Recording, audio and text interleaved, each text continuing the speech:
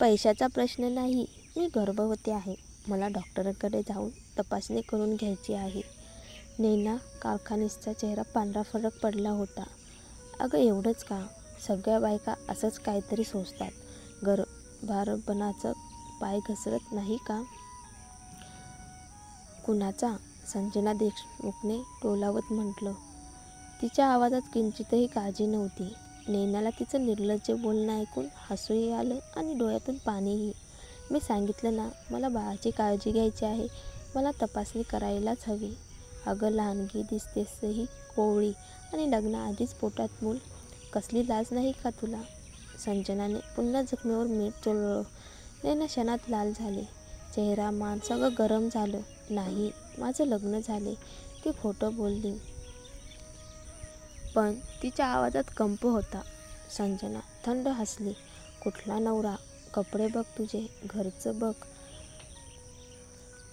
पैशासाठी कुणाला तरी फसवलं आहेस का?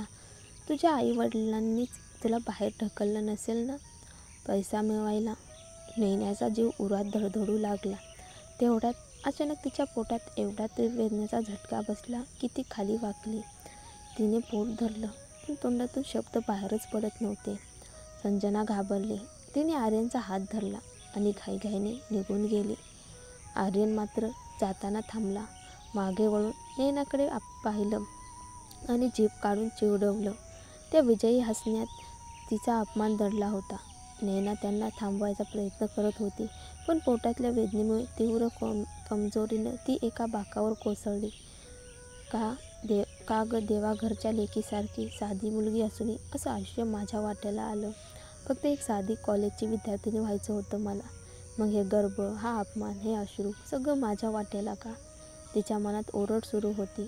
ती बाकावर बसून डोळे मिटून रडत राहिली. तेवढ्यात एक गोड आवाज कानावर आला. बहीण, तुम्ही ठीक आहात का? नैनाने वर पाहिलं. एक मुलगी तिच्यासमोर उभी होती. रेड कलरचा ड्रेस घातलेला, चेहऱ्यावर ताजं तेज, डोळ्यात प्रामाणिकपणा. तिचं नाव होतं सोनाली कुलकर्णी. मी थोड्या वेळापासून पाहते, तुम्ही सतत डोकं खाली घालून बसल्या होतात. रडताय का? सोनालीच्या हसऱ्या चेहऱ्याकडे पाहून नैनालाही नकळत थोडं हसू आलं. नाही, जरा पडलं म्हणून दम घेत होते.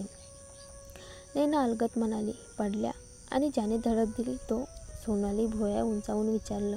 एक लहान मुलगा होता, त्याची आई घेऊन गेली त्याला. नैनाने कडवटपणे हसत उत्तर दिलं. सोनालीच्या चेहऱ्यावर संताप उमटला.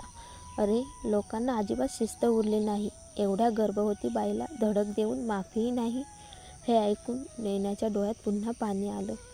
का ग, एक परकी मुलगी माझ्यासाठी एवढं बोलू शकते?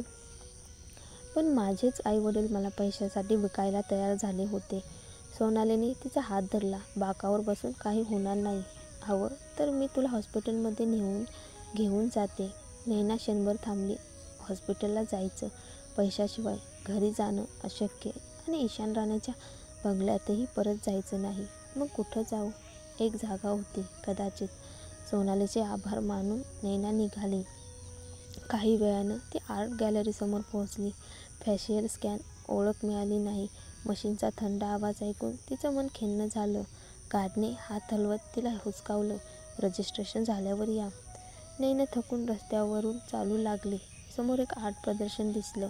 ती डिझाईन शिकणारी विद्यार्थिनी. पाय आपोआप तिकडे वळले. गॅलरीत चित्रांमध्ये रममाण झालेली ती अचानक एका पेंटिंगसमोर थांबली. हे सगळी चित्र हेनरी मॅटिसच्या स्टाईलची नक्कल आहे. ती नकळत पुटपुटली. कसं ओळखलं? एक उबदार आवाज तिच्या मागून आला. नैनाने वळून पाहिलं. समोर एक तरुण उभा होता. सेल लिनेनचा शर्ट घातलेला. डोक्यावर प्रकाश पडून केस सोनेरीसर चमकत होते. डोळ्यात गोडी होती, जणू एखादा निरागस कुत्रा. Aarav Deshpande, the red studio त्याचं प्रसिद्ध काम आहे. हाच पॅटर्न दिसतो इथे. नैना मंद स्मित करत म्हणाली. आरवने कौतुकाने मान हलवली. बरोबर, मूळ काम युरोप अमेरिकेतून आले आहेत, पण इथे त्याची शैली दाखवणारे स्केचेस, प्रिंट्स आणि डॉक्युमेंट्सही आहेत. खरं तर हे एक वेगळंच दृश्य पर्व आहे. नैना थोडे दंग झाली. माहिती मी वाचली होती, पण प्रत्यक्षात पाहण्याची संधी मिळाली नव्हती. आरव हसला. चित्रामध्ये जगता येत नाही, पण रंगाचे उष्ण शीत विरोधात खेळ बघून आपण आतल्या गाभाऱ्यात काहीतरी अनुभवतो. पिकासोची स्टाईल वेगळी होती, पण मॅटिसच्या जगात वेगळाच गहिरा सूर आहे. नैनाला जाणवलं, खूप दिवसांनी कोणीतरी तिला समजून बोलत होतं. दोघांचं संभाषण बराच वेळ सुरू राहिलं. मग तुला काय वाटतं, कोणाची स्टाईल जास्त प्रभावी आहे? तो तरुण मुलगा उत्सुकतेने विचारतो. तो प्रश्नच निरर्थक आहे. ते दोघं म्हणजे जणू वेगवेगळ्या रिंगमध्ये लढणारे बॉक्सिंग चॅम्पियन आहेत. तुलना होऊच शकत नाही. नैना कारखानीच हसत म्हणाली, म्हणजे आपण दोघेही एकाच मताचे आहोत. चल, माझं ओळख करून देतो. मी आदित्य कुलकर्णी, नॉर्थवेल युनिव्हर्सिटीमध्ये व्हिज्युअल कम्युनिकेशनमध्ये 3ऱ्या वर्षात आहे. नैनाला थोडं आश्चर्य वाटलं. नमस्कार सिनियर, मी नैना कारखानीस. नुकतीच फ्रेशमन म्हणून प्रवेश घेतलाय. फक्त फ्रेशमन? खरंच या वर्षाचे विद्यार्थी कमालीचे टॅलेंटेड आहेत असं दिसतं. आदित्य थोडा थक्क झाला. नैना गोंधळून हसली. दोघांचं बोलणं पुढे सुरू राहिलं. कला, चित्र, रंगछटा, कलाकारांचं जीवन, जणू दोघांना पहिल्यांदाच मन मोकळं करण्याची जागा मिळाली होती. शेवटी त्यांनी एकमेकांचे कॉन्टॅक्ट नंबर एक्सचेंज केले. आदित्य खूप आनंदाने म्हणाला, तू कधी अभ्यासात पाडलीस तर नक्की विचार. जरी खरं सांगायचं झालं तर तुझ्यासारख्या हुशार विद्यार्थ्यांना फारशी मदत लागणार नाही. नैना देखील आनंदी झाली. हा तिचा पहिला खरा मित्र होता, जो तिला तिच्या असल्या नसल्या गोष्टीवरून नाही तर तिच्या व्यक्तिमत्वावरून स्वीकारत होता. पण गर्भधारणेमुळे तिला वारंवार वॉशरूमला जावं लागत होतं. म्हणून आदित्यला नम्रतेने निरोप देऊन ती वॉशरूमकडे वळली. अचानक तिचा रस्ता अडवला गेला. एक उंच देखणी मुलगी, अंगावर महागडे कपडे, हातात ब्रँडेड पर्स घेऊन अहंकारी चेहऱ्याने समोर आली. दुसरा शिकार शोध, हा माझा इशारा आहे, ती मुलगी बोट दाखवत म्हणाली. नैना गोंधळली. तू माझ्याशी बोलतेस? मी तुला ओळखत पण नाही. अगं, बावळटपणा करू नकोस. तू पण नॉर्थवेलचीच विद्यार्थिनी आहेस. मग तुला आदित्य कुलकर्णी कोण आहे हे ठाऊक नसेल. तू मुद्दामच त्याच्या जवळ जाण्याचा प्रयत्न करतेस. तू कालपासून डायलॉग रटून आली आहेस ना आज त्याच्याशी बोलायला? नैना थक्क झाली. मला खरंच माहिती नव्हतं. आज योगायोगाने भेट झाली. मी कधीच ऐकलं नव्हतं त्याचं नाव. कृपया गैरसमज करू नकोस, ती मुलगी चिडून म्हणाली. खोटं बोलू नकोस. आदित्य कुलकर्णी हा डिझाईन जिनियस आहे. तू काही शिकतेस की नाही त्याला सिनियर म्हणायला लागलीस आणि तरी म्हणतेस की ओळख नाही. नैना दीर्घश्वास घेत म्हणाली, मी अजून कॉलेजमध्ये रजिस्टरही झालेलं नाही, काही वैयक्तिक कारणामुळे. आता मला समजले. मी त्याच्यापासून दूर राहील. छान, लक्षात ठेव. माझ्या आड आलीस तर वाईट होईल. त्या मुलीने धमकी दिली आणि तिथून निघून गेली. नैना एक क्षण तिथे उभी राहिली. मनातलं ओझं दुप्पट झालं होतं. या शहरात मला कुठेच आधार नाही का?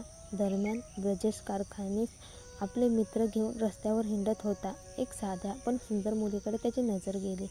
त्याचे मित्र म्हणाले, ब्रजा, मस्त आहे बघ, तुझ्यासाठी परफेक्ट आहे. ब्रजेश खोटं हसला. पोट बाहेर आलेलं, तेलकट चेहरा, डोळ्यात विकृत चमक.